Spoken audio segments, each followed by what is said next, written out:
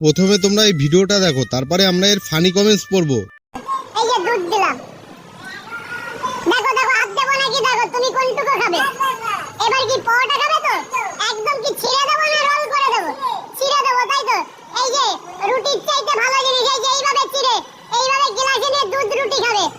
দুধ রুটি, দুধ পরোটা, দুধ পরোটা। তুমি খেয়ে দেখো না সামনে, বলে কিনা আমার এই পকেট পরোটা এনি টাইম এনি কিছু দিয়ে খাবে।